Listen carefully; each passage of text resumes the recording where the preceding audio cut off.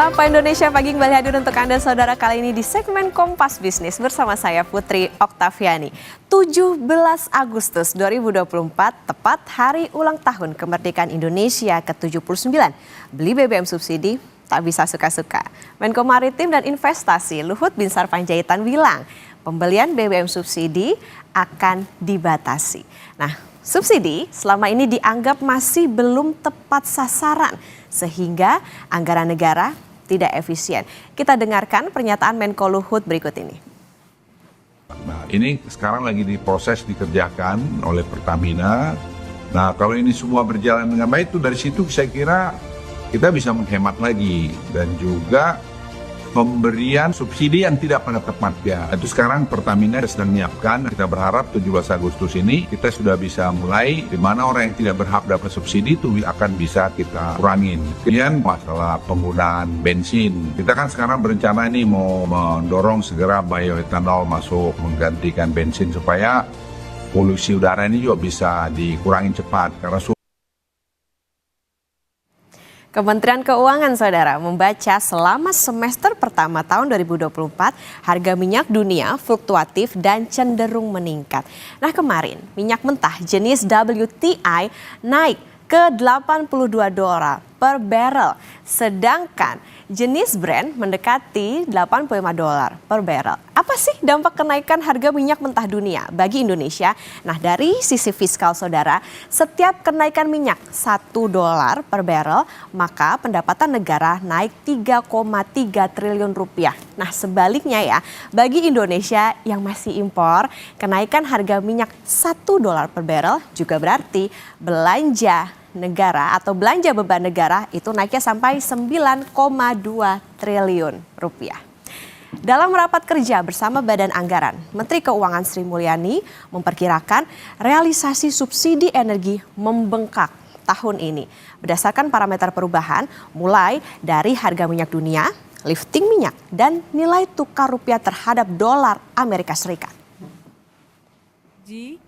Dalam hal ini diperkirakan akan mengalami kenaikan dengan beberapa parameter perubahan yang tadi telah disampaikan, harga minyak maupun dari sisi lifting dan juga dari sisi nilai tukar. Namun sampai hari ini masyarakat masih menikmati harga subsidi yang relatif stabil meskipun terjadi perubahan parameter ini menyebabkan APBN memang yang harus mengemban bebannya.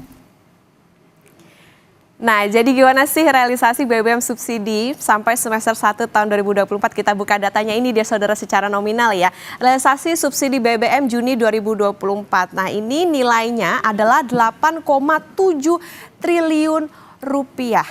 Kalau secara volume itu 7,16 juta kiloliter.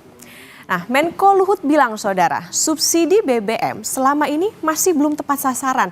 Ini kami pakai data Sustenas Maret 2021.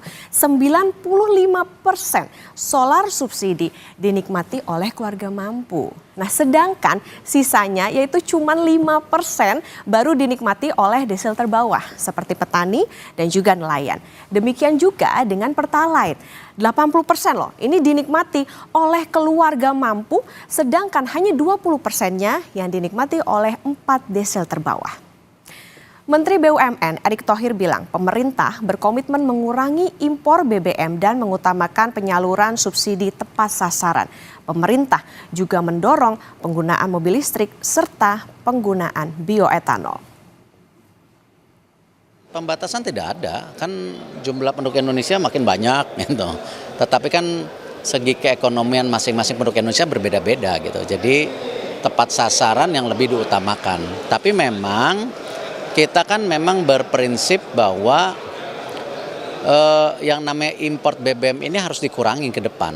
Kita harus swasembada energi. Nah, salah satu pemerintah mendorong penggunaan mobil listrik. Tetapi di situ tidak cukup, makanya didorong juga penggunaan ke depan bioetanol. Itu tadi kata Erick Thohir. Tapi kalau Menteri Koordinator Bidang Perekonomian Erlangga Hartarto bilang pemerintah masih membahas wacana pembatasan pembelian BBM bersubsidi termasuk konsekuensi fiskalnya. Kita akan rapatkan lagi.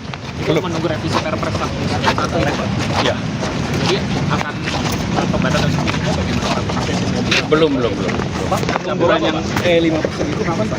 Ya itu dikaji lagi sama Pertamina dan kesiapan daripada Pertamina untuk tangki dan yang lain. Kalau siap baru kita luncurkan. Tunggu, kita kan harus rapat koordinasikan dulu. Pertimbangan Ya. apa saja Pak hitung-hitungannya Pak? Ya tentu ada perhitungan daripada konsekuensi fiskal juga ada.